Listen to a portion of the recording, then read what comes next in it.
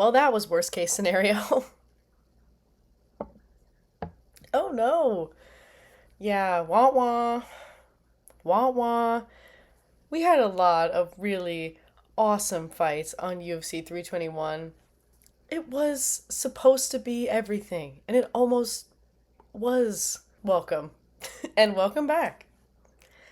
UFC 321. Oh, is it cursed? Is it because of the Halloween season that we simply could not have something devastating happen?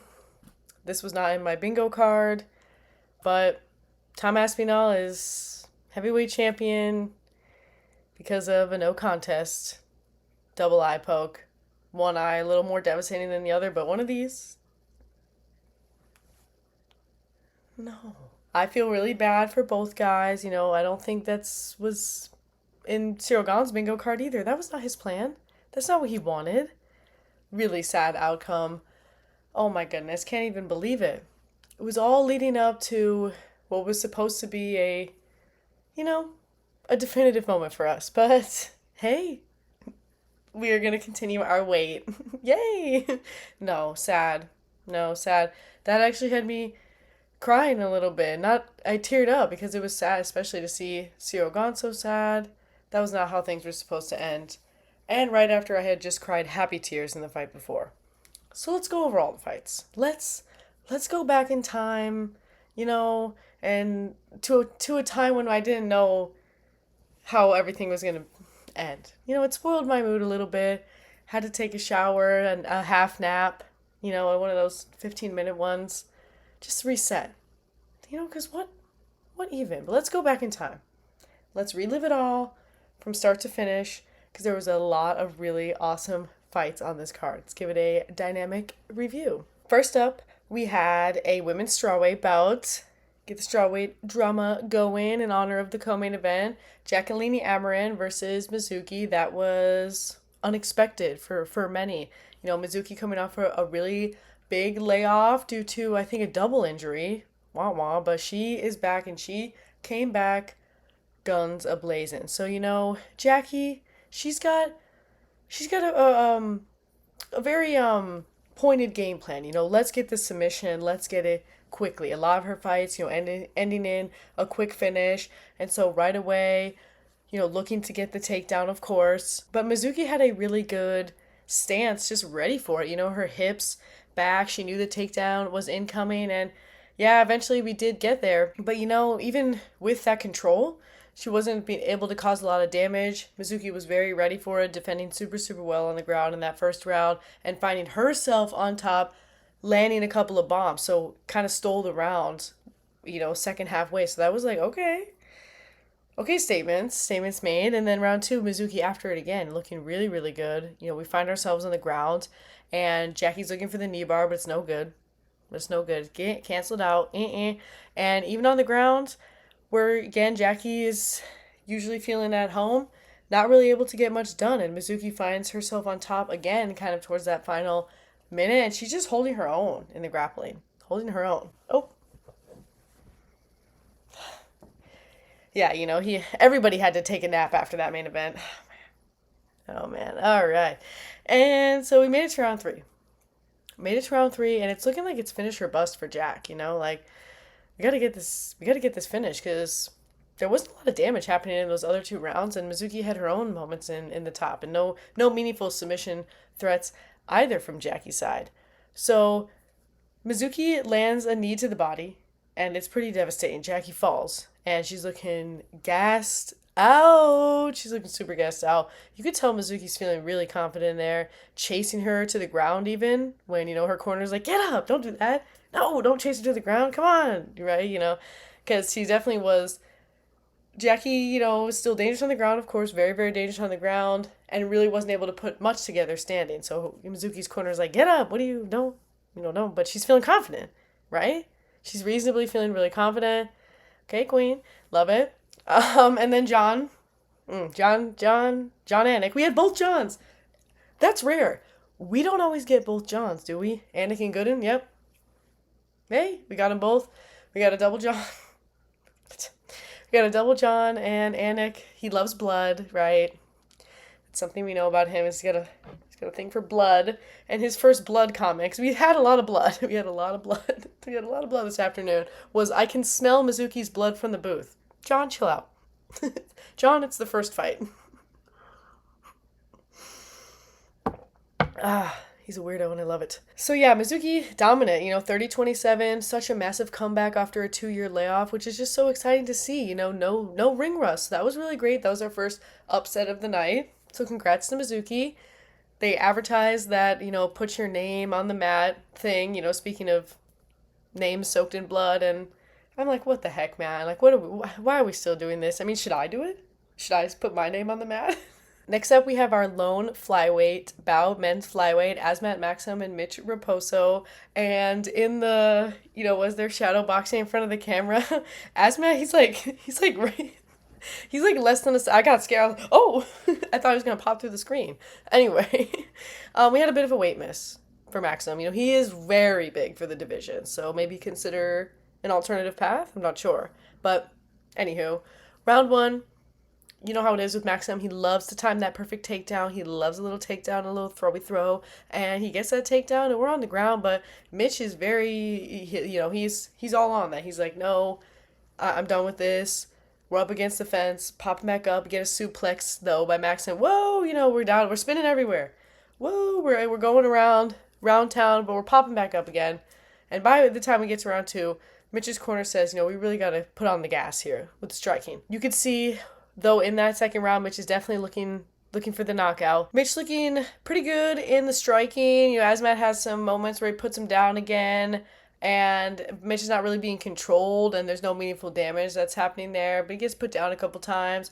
Round 3, we're tangled up again, and we're going for another ride. Mitch is going all over the place, His body was going everywhere, and again, defending well, though, but Maksum just so sticky and just so clearly feeling like that's where he has the advantage, not really looking to strike it out with Mitch. And I get it, because Mitch putting together some pretty good combos, but Maksum was muting the offense pretty well. Ref getting sassy because we get a fence grab. Oh, and it's not good, it ruins the positioning, and we take a stand. Referee takes a stand and says -1, position lost. Okay, Maksum. No grabs. And that's just with a little time to go. We close out the fight. Unanimous decision for Mitch Raposo. He did a really good job getting up. He tried to get the offense going. Couldn't really get it really, really going, but he got his first UFC win. Yay! And I think he looked really good in there. I'm pretty happy about his future. He's very, very tough. He proved really tough. I think he's tough and cool. He's pretty honest on the mic about fighting some demons and being scared to fight that afternoon. And he did amazing. Love him. Love him. And so excited for his future. So, first UFC win. And then we had our first of the heavyweight showcase, because again, it was a heavyweight showcase that ended really horribly in anticlimactic fashion. Hamdi Abdelwahab versus Chris Barnett. Hamdi, really, really decorated in the world of sports, but really, relatively new to the world of MMA. Chris Barnett, decorated in the world of Taekwondo and not new to MMA. Chris showing off his dancing, as he's coming in. He is so much fun. He's a star. We love him. We love Huggy Bear, Beast Boy, whatever one you want to pick. I like Huggy Bear. We get a reminder from our friends at the booth, which, shout out. Shout out to John, Laura, and DC. That's my clique, Well, I just really like that combo. We had a lot of meaningful, fun, great commentary. I was so thankful. Laura Sanko is a legend, and her and DC, they offer some really good insight. I think they work really well, and John is the best support ever. Brendan's great too. Both Johns. So this fight, pretty much expect Hamdi to be going for the takedown and, get that Olympic wrestling, going, get it rolling. And yeah, he basically football tackles, as DC describes it. He just muscles his way, bodies him. He bodies Chris, and we're on the ground. Chris manages to get up, okay, while fighting through a flurry of punches. So he's proving that he's not, he's not willing to stay taken down. So that was cool. So Chris gets back up, and then, we're down again. And then, oh my gosh, we had a lot of weird moments. This was one of them. So previous fight, we had a -1 point already, and we get another one, and this is very devastating. Very devastating. Crazy elbow to the back of the head. I mean, ow. Just right back of the head, Right on target. Bad target. That's a no-no target. So Goddard is, he's mad reasonably. Takes a point away from Hamdi because you can't be hitting people in the back of the head. Chris is looking owie, he's owie. The back of my head hurts just thinking about it. Yeah. And then we finish it up. Finish up round one. By the end of it, John and DC inform us that Chris is looking pretty discouraged in the corner because, we got cut for the ad break. We had to get some ads in. Round two, Hamdi's pretty quick to get the takedown and grinding it out. And that's pretty much the story of that second round. We had a little, as at the end of the round, as DC put it, the moon is out in the middle of the day. We got a bit of Chris's bum. Couldn't keep the shorts tied. We were tying his shorts in between rounds. That was interesting. So, didn't work though. Tied him up and they still came down. Still got a bit of a flash. Make it to round three. We're in a familiar space. DC and Laura make a comment about how there's not a lot of damage though coming from Hamdi. He's not really, he's controlling Chris, but not really doing things. Not a lot happening there, And with that being said, basically got his back. He's got Chris's back, but he's still not doing anything. And so they get stood up. I never seen that, right? I mean, that's not really a position that people have trouble being active in, but you know what? Okay, he's learning, and yeah, he got the unanimous decision, Hamdi Abdelwahab. Chris just wasn't able to get anything meaningful done on the offense, and that back of the head, though. Woo! Yeah. And then we had Nathaniel Wood versus Jose Miguel Delgado, which I knew was an incoming classic, and it was. Okay, it was. We were hyped as heck for this one. We were hyped up for this magical matchup. This was a magical matchup because, what do you get? What do you get when you put the unbreakable wood, right? That wood's unbreakable. That's some steel wood. That doesn't make sense.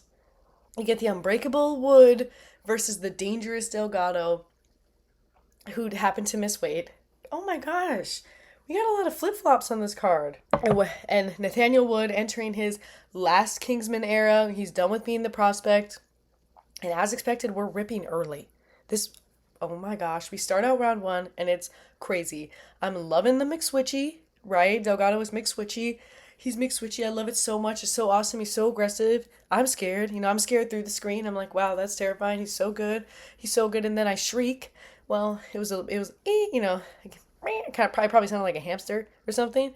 And because Jose lands the spinning back fist. Oh my gosh. It lands big and, drops Wood on his bum, but he's so tough. He's more than alive. He's alive, but he's busted up. Face is bloody. He's busted up. Oh, dear word. Oh, my Lanta. Jose, wow, it's continuing to become one of my favorites as he rises. Wood already in my favorites. And he drops Jose. I mean, it might have been a little bit of a slippery, like half slip, half drop, but I think, looked like a knockdown to me. Wood's pretty powerful, knocks down a lot of his opponents.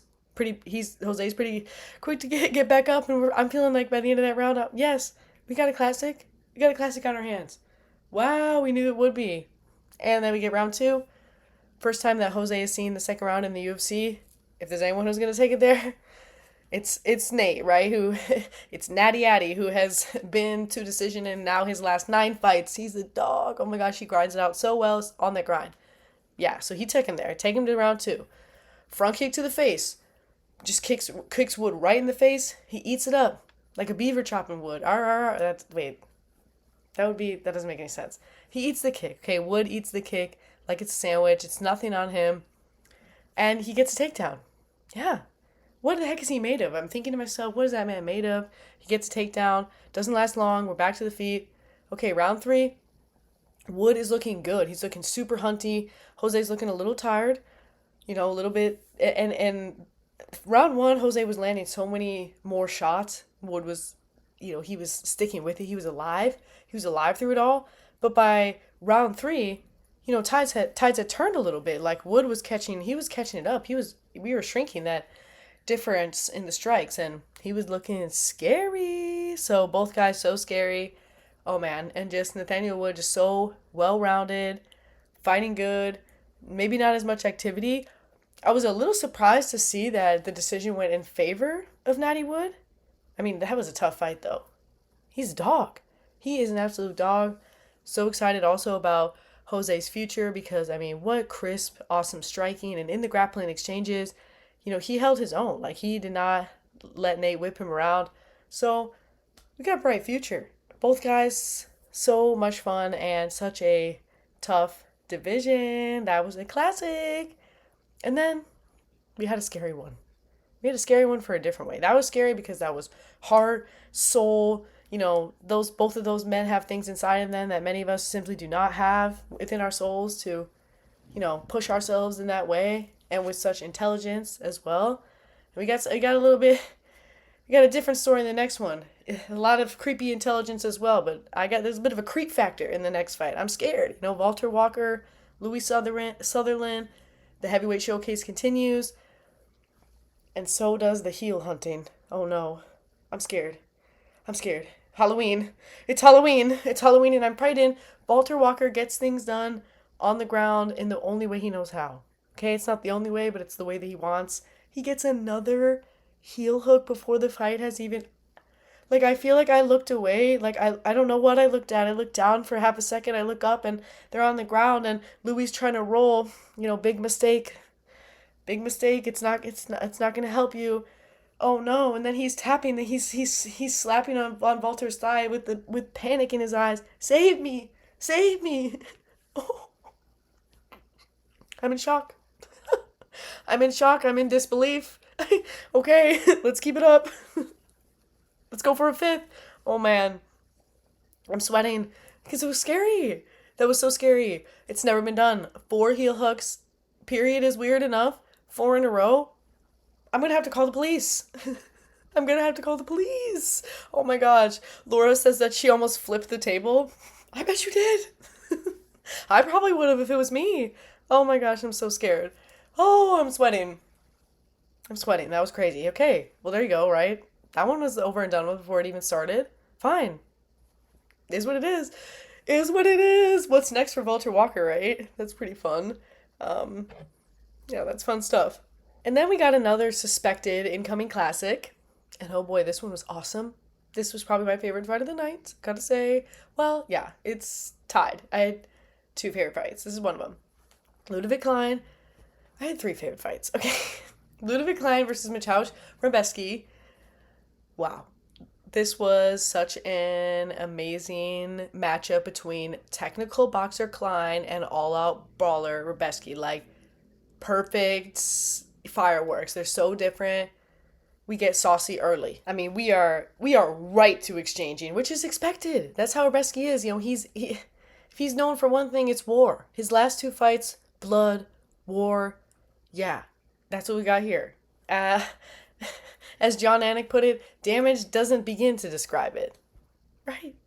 Yeah. Okay, round 1, we get it going, and we're closing the distance, but Ludwig is pretty good at picking his shots because he is very technical. Like, he is so athletic, so he can definitely keep up with that hectic pace that Mateusz is trying to put on, but super technical, so picking those shots, and he's definitely landing more.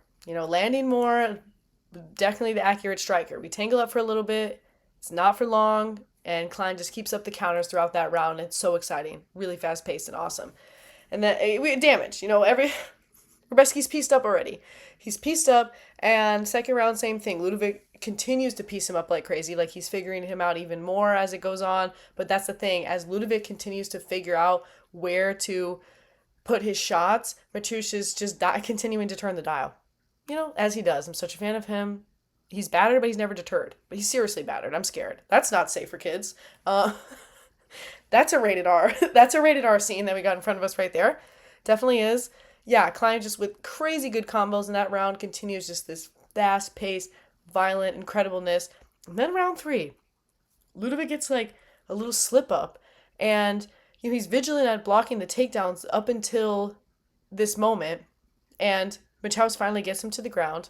We find out later that he messed up his ankle. But I'm thinking to myself, how is Mateusz alive right now? This is insane because he's not alive. Or he's not just alive, he's totally there. He's ready to go. Blood pouring. And now he's landing his own damage on top. But Klein is super active. He's very, very active on the ground. He gets his own elbow. Get out of here, from the ground. What if you did that?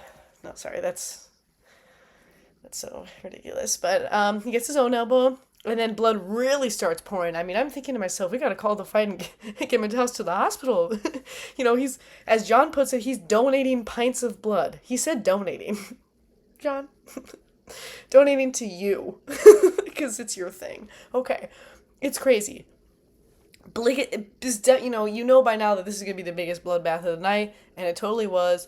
So much damage is happening. We stayed just so active, even in this tough grappling exchange. Mateus is looking to crawl his way to the crucifix. Oh my gosh, it's just so much crazy. Elbows from up top, elbows from down low. John, at the end of the fight, says clean up on aisle 9. Why aisle 9, John? Does that have significance to you? I want to know. Oh, clean up on aisle 9, please. So that was very cute of him. Yeah. Divide that by 9, please. That's what it reminds me of. Anywho, so that was a majority decision for Klein. That was so much fun. He's sitting on the bench, or sitting on the little stool at the end because he likely broke his ankle, or at least rolled it so bad. So he finished it on the ground, surviving with a bit of a messed up leg, but was so technical. But both guys just put on such an amazing performance. That was so much fun. Really gets you inspired about fights, just like what it all means. There's just so much artistry that was on display for both of them, because I think that, even if a brawler's brawling doesn't necessarily look as technically pretty, it is still a beautiful art. They are both just beautiful artists. They've created such an incredible painting. I'm so thankful for that fight. That was so much fun. Oh my gosh, Mateus, you crazy mother effer, you crazy girl. Oh my god, he's crazy. And Klein is so dialed in. They are both dialed in their own way. So amazing. 2 different personalities come to clash. Really fun fight. And then we had another silly with Ikram Aliskerov and Jung Park. This one, Ikram, he's very strong, but also really good with the wrestling. Definitely wants to utilize that. He is getting off to a slow start in round 1. And Jung, same thing, even though he puts a lot of pressure with the jab. There's a bit of a feeling him out in the round 1. Both guys putting in a lot of work, though, throughout this entire fight. But Ikram kind of just did his thing and just kept getting on top of him. He kept getting on Jung back. He kind of reversed him because, a lot of times it's Jung who's getting the turtle position as the turtle, right? But he was kind of getting a little shelled up. Both guys are pretty gassed up at the end of that fight. But Ikram, he had more of the control in there, but he had to deal with a lot of weird stuff, as you would expect from Jung. Because on the feet, they were pretty even. It was good. It was feeling good. It was feeling flowy, but the difference seems to be the takedowns that Ikram was able to get and just make it happen there. And then we had more scary moments. Nasrat Haqparast versus Quillen Salkilld. This was one of the ones that was over before it felt like it even started. Nasty, devastating head kick. Quillen's skilled legs come flying. It hits Nasrat right on the temple, and in the most cartoonish way possible, he is out face first on the mat. Cold. Stiff as a board. Just, took him several minutes to wake up. Really hope he's okay, because that was terrifying. Oh my goodness. And I gotta say, not what I was expecting. I was expecting an MMA, all-out MMA. I getting a little bit of everything from these fellas. Yeah. So Quillen Salkilld, very powerful, very strong. We got a handful of devastating knockouts from this guy. So there you go. That fight's over. Bada bing, bada boom. We're done with the prelims. We're on to the main card. We get the most hilarious. I don't mean to be judgy. I'm not judging it. I loved it. The most fun, silly roller coaster graphic to represent the strawweight division. We're riding on this roller coaster. I'm like, what are we doing? What are we doing? I get it. Kind of. I don't know. Let me know what you think about the strawweight roller coaster. So that, buying some time. We've had enough of DC's drawings. Let's throw a roller coaster in there. Great. Laura makes a really funny comment when we get the preview of everybody again. And again, shout out. Shout out to John Anik. Shout out DC. Shout out Laura Sanko. They were a fab trio. That was just so much fun. Laura says, You got blood on your cards. That's how you know you're at work. Right on, Laura. Right on. So we make it to our first fight. Alexander Rakic versus Asmat Murzakanov. And funny story, Asmat's a horse guy. We know this. We know he loves horses, and Laura loves horses too, and that's cute. So maybe they'll get to bond about that. Round one, Rocket just looking so athletic. Like he is built well. He is built well, and he's doing his thing. You know how he is. You know how he is. Okay, that was a very ghoulish representation of. I don't know why I'm always going like full. I'm going full ghoul mode, full like troll under the bridge. You know, yeah. See, like that's the energy I was giving there, but you know what I mean. He's pawing it out. He's pawing it out. He's a tentative guy. He's looking for his reads. He likes to be patient about it, especially within that first round. And Asma defends a takedown, puts the old switcheroo on him. So we get a little brief, we're almost on the ground, but we basically pop right back up. And it's almost as soon as we're back up again, it's an NIO. NIO. As DC put it, a very choppy. He gets, oh my gosh, Ozma hits the choppiest right hand. At least I think it was a right hand. Okay, it's straight, it's a very mostly straight punch. And woof, the power comes through. Choppy, choppy right hand. We get the knockout. Okay, Asma gets that knockout. We get it done round one. So that's two fights in a row, round one. This one a little bit of a less horrifying knockout, you know, that was like mentally scarring to witness. This was a little bit less devastating of a knockout, but still, and you know, he's feeling fired up. He's like, don't doubt me, don't doubt me. He wants the number one contender fight. Hey, slow your roll, perhaps, but perhaps not. I don't know. Believe in yourself. It's good to believe. It's good to believe. We get a little shot of Piotr Jan signing autographs. I love that. He's a little celebrity. He's famous. That's fun. And then we move on to more heavyweight showcasing with Alexander Volkov and Jalton Almeida. It's pretty interested to see how this one would play out with Almeida just being so sticky and Alexander Volkov having to deal with some weird grappling moments in the last fight with Sutherland. So we, of course, as Laura puts it, Almeida shoots naked within less than a second, at least from my perspective. Less than a second. And Jalton is going for the takedown and achieves it. Okay, yeah, he loves it. And they're laying there in the Rebecki blood pool. They're laying in the blood pool, but they're not adding blood to the pool. Jalton not really doing a lot of damage. Volkov switches positions with a minute to go, and he lands some good elbows himself. So maybe even stole the round like that. So we get to round two. Almeida's on top early. You know, he's Anaconda Almeida, making his way to the back. But Volkov is keeping busy. Like, he's like, I'm not here to be controlled. You know? Yep. And Goddard wants more work, though. You know? Goddard's been a little... Come on. Hitting him with the splinter roller. What? Jalton makes his way to mount. But Goddard stands him up when we have a minute 30 because he's not doing a lot of damage in there. So Goddard's had enough. But of course, we stand him up with a minute 30 to go. And again, boom, we're right back down. We cascade to the floor because Jalton, that's just where he wants to be. Kimura attempt? Okay. Yeah, Volkov is trying to do everything he can to get out of the situation. Not many strikes landed. You know, round three, kind of the same story. Jalton's on top, not much damage. Volkov with the desperation triangle. Okay, sometimes you got to throw a couple submission attempts in there because maybe, just maybe, that'll be the points you need. Spoiler, I think it was. Yeah, so Goddard stands up again. 30 seconds to go. Oh, man.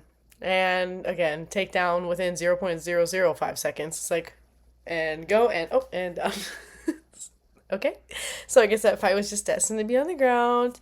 And yeah, you know, when they were hanging out on the blood spot again, you know, shout out to Machus. John, because, you know, he loves blood. He's got a blood addiction. He might be a vampire. He goes, what a great night to have your name on the canvas with all this blood. John, that's borderline evil. Because I guess you get your name cut out with blood splattered all over it. So that was a split decision. A split decision because, you know, Jalton didn't, I guess, cause a lot of damage. I guess I wasn't exactly expecting that, but it was a weird fight. Like, you know, when there's not a lot of damage And Volkov was attempting a couple submissions, and he definitely got some damage. Like, I think he kind of stole the first round, especially. You know, he got him. He got him with a couple lbs. That was a weird one, though. Let me know your thoughts on that fight, because that was a strange one. Then we get a preview for UFC 322, and oh my gosh, could that be the best pay-per-view of the year? That's going to be crazy. Don't mess with me. I could cry.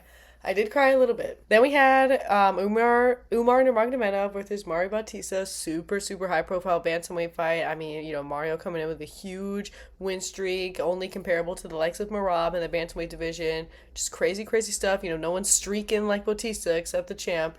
I was really ready for this one. Really ready. You know, Laura gave her keys to success for Mario, and I couldn't agree more. You know, use the footwork, gotta use the angles, push the pace. Yeah. Couldn't agree more, babe. And we didn't really get a chance to get that offense going because Umar was a crafty. He was so crafty. You know who he is. He can do it all. He's very, very well-rounded MMA machine. You know, coming off of his first and only loss to Champ Merab. And that was a pretty tight fight. That was pretty tight. So, you know, when we're getting it done with that takedown, getting it rolling, right? Mario is going for the toe hold, so he's messing him up while he's down there. Hello, toe hold. Mario's very, very feisty. He's very feisty, so he was being very, very feisty, but it was more than 4 minutes of control time for Umar by the end of that first round, so yikes. And then round 2, Mario lands a knee, ruh-roh, and Umar goes down, but, you know, that was huge, but he recovers, definitely recovers, and we're at the 4-minute mark, get an inside trip, Mario goes down. Uh-oh, he's on his back. But we do pop up back again pretty quickly.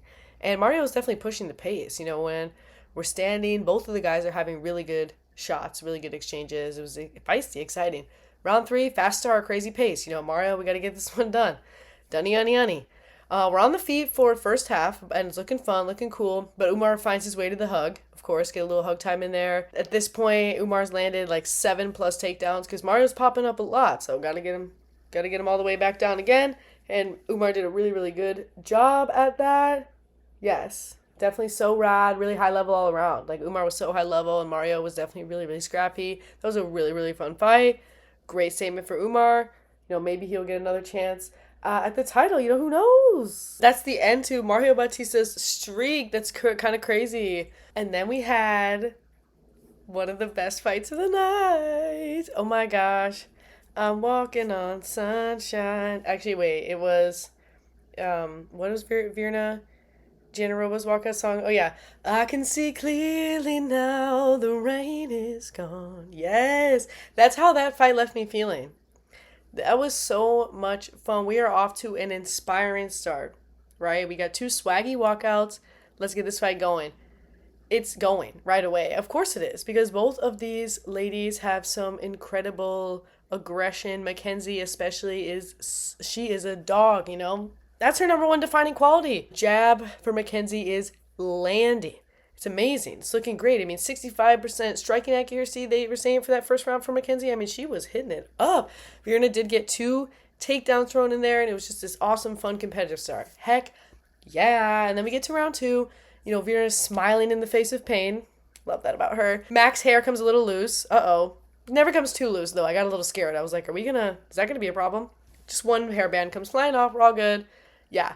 Virna is definitely stepping up the activity, though, by this second round, which is awesome because it was a little bit clear. Mackenzie was putting out more in that first round, but round 2, Virna definitely turned that dial. Virna's also making really good on her promise to have some time on the ground and continues to go for that, puts Mac in a real odd position, landing some pretty decent ground and pound. We have just such great vibes. At the end of that round 2, I can see clearly now the rain is gone. I was like, yes, this is so much fun. Oh my gosh, you could just sense that, you know, every time one of them landed, the other one really wanted to, like, get back. It was just, like, the competitive spirit was so shining bright. Oh my gosh, their hearts and souls were on display. And we had some magical, beautiful hearts on display. Round 3, Virna's on top early, but Mackie is nasty off her backy. Mackie nasty off her back. I mean, she was hitting her Kevin Holland style, you know? Yeah. Because you know how aggressive Kevin Holland is off his back, right? It was giving that. Mackenzie just, like, so aggressive in that round 3. It was amazing. It was so inspiring. Both of them at that point wearing some serious damage. But Virna in particular, one of her eyes was just so completely busted up, mostly from that stiff jab, it seemed. Also from the nasty, everything that was happening on the ground, back style. But I'm telling you, that jab, right? That's what we all noticed, I feel like, as we watched that. Really crazy, and it just feeling so competitive. Just feeling like Mackenzie is doing just like a hair's more so in that damage category in the striking. And we get to round 4, and yeah, Dern's looking ahead, going for the takedown herself this time. She hadn't gotten a takedown. She hadn't gotten a takedown.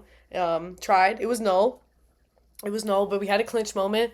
But we're back to trading pretty soon. Mac does get a takedown, though, that round. She does get a takedown. Swift. We got 45 seconds to go. Don't hang out there too long. And again, just so competitive. Everything is it's just so competitive. It feels so fun to watch. I figured, we would go to decision, and I'm getting that sense. I'm getting that sense as we're heading into this 5th round. And round 5, we start with a much needed urgency, right? Because you never know. I was feeling like Mackenzie was in the lead, but it was close. It was really competitive. Virna has been hitting that takedown, landing, and that means something for sure. Both ladies landing some awesome shots. Virna finds herself on top with about 2 minutes to go, landing some shots from top position, but Mac, of course, she's on that. I mean, this is amazing. We are up, and everyone continues to wear even more damage. We're damaged up. Virna looking a little bit more damaged at the end of that round, but both of these incredible women, pushed an incredible pace. And this was a amazing 5-round fight. For me, it felt like, 40, 48, 47 or 49, 46. And that's what we had. 2 scorecards, 48, 47, 1, 49, 46. For Mackenzie Dern, the new strawweight champion. She breaks down, right? When it sets in, she falls to her knees. It's a special moment. Proud mama. I start crying for real. Not just a few. I'm like, that was inspiring. That was so inspiring. That was amazing. Mackenzie is such an incredible mixed martial artist, an incredible person, so much fun. I feel really validated because John says, fighting back tears at the broadcast booth. Thank you. Like, as I'm crying, he says that. I'm like, okay, I guess it's okay to be emotional like that. So validating. And that was really awesome. That was such an incredible fight. It was kind of exactly the fight that I thought we were going to see. Just this incredible battling scrap. Everybody wearing so much damage and showing their full heart on display. Didn't think we were going to land in the finish because these are some tough ladies to finish, right? That was so much fun. And then the cursed fight. The cursed fight that's cursed. Is Tom cursed? I hope not. I would never wish that upon him. But so it seems. Tom Aspinall, Ciryl Gane. Man, it seemed like it was going to be great starting out. Okay, the fight starts, and I'm scared.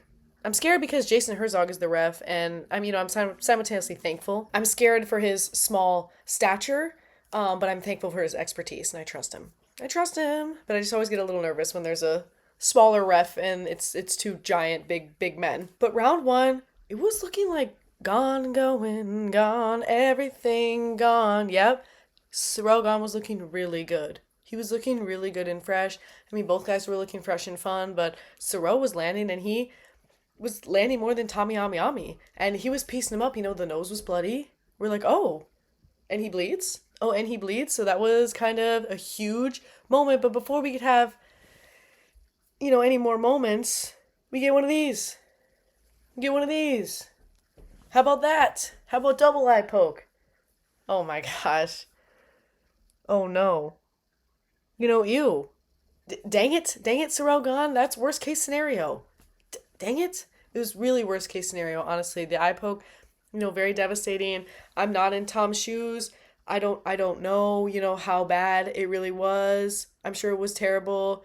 He waited the 4 minutes, just, couldn't see. Laura says she's got a pit in her stomach as they're, trying to tell him to take some time. Same. Oh man, I was thinking to myself, don't do this. Don't do this, universe. Don't do this. We don't need this. Oh no. My heart dropped to the floor. And it's just so sad because Ciryl is devastated too. I don't think he's gonna get a lot of hate. Not warranted. This is not good. That's not good. But at the same time, you think he wants this? No, he doesn't want this. This is horrible. Oh my gosh, worst case scenario. So the fight gets called a no contest. Tom Aspinall is the heavyweight champ, no contest. Okay. Okay. And you can tell that Tom wants to get the heck out of there. You know, he's like, get me out. I want to go because I'm in pain. I need to go to the hospital. And DC's rolling in there. He's like, I know you need medical attention, but what are your thoughts? And he's like, it's BS. Those are my thoughts. What do you mean, DC? It's BS. Oh, no. You know, John's trying to keep a light heart with it. He's like, it's the most unpredictable theater in live sports. True. Thank you, Anik. But, yikes. Oh, no. This is the second ever championship to ever end this way. And, you know, he who shall not be named. Wow, no, it's so sad. I still can't believe it, actually. You know, after I took a shower, I took a nap, I had a snack. Now it's really set in. Not really, though. I still can't believe it. So we're going to run it back, right? We're going to run it back. Feel really bad for everybody. Us as fans, of course, but come on. Nobody wanted that. Sorrel included. Even, you know, this aside. This aside. It's not funny, it's sad. Oh, so, you know, that was the story. Worst case scenario to end it out, but we had a lot of really incredible moments. It was a really awesome card. I mean, we got to see everything. We did. We got everything. You know, we had knockouts, we had submissions, we had so many fights that just had MMA written all over them, right? I feel like that was kind of a big defining theme. There were so many really crazy takedowns, suplex. It was all over the place, but the striking, again, we had so much. Like, just get to see the full MMA arsenal this afternoon, this night. We totally did. So thankful for that, despite it all. Despite it all. And I guess, in honor of my favorite walkout song of the night, I think, I can see clearly now. Let's make that the song of the night. Try to, like, keep our spirits up because, you know, the real song of the night is probably Born on a Bad Sign, you know? But we are... so sad. But that's the story. Also, thank you all for 2,000 subscribers. That's kind of cool, right? Everybody is dynamic instability. And we all, I feel, are contributing to a nice, fun space where we can just have fun, laugh, and be silly about MMA, about the UFC, of which we are so passionate, and just share some appreciation for our incredible athletes. And I really appreciate all of y'all's contribution to this space because that's it. We're the family, you know, we're the dynamic family. It's not just me out here talking to a void, or is it? No, you're there. You're there and you are so appreciated. So many of the things that I read in the comments just make me laugh and smile all the time. And there's just so much great insight I think that y'all provide. It's really such a great opportunity for me to be able to interact in this way. So I am so appreciative of all of the support. And let's keep this family growing. Oh, did you just hear my cat sneeze? Maybe. That was a little cat sneeze. So thank you all so much for the support. We're going to keep it going. You know, we're going to keep the positive vibes and we're going to keep having fun. And for everybody who's new on the team, you know, welcome. We're going to keep getting new team members and the dynamic instability family. We're going to keep it growing. Let's keep these positive vibes up. Especially at a time like this. Ooh, everybody be nice, right? I know that we're a little mad at Srogan probably. Don't be mad at him. He's a human being, you know? This aside. You know, much love to Tom. And much love to Mackenzie Dern. Woo, new champ. Okay, there's good things. There's good things. Yes. Thank you all for tuning in. I think that's everything I've got. Peace out.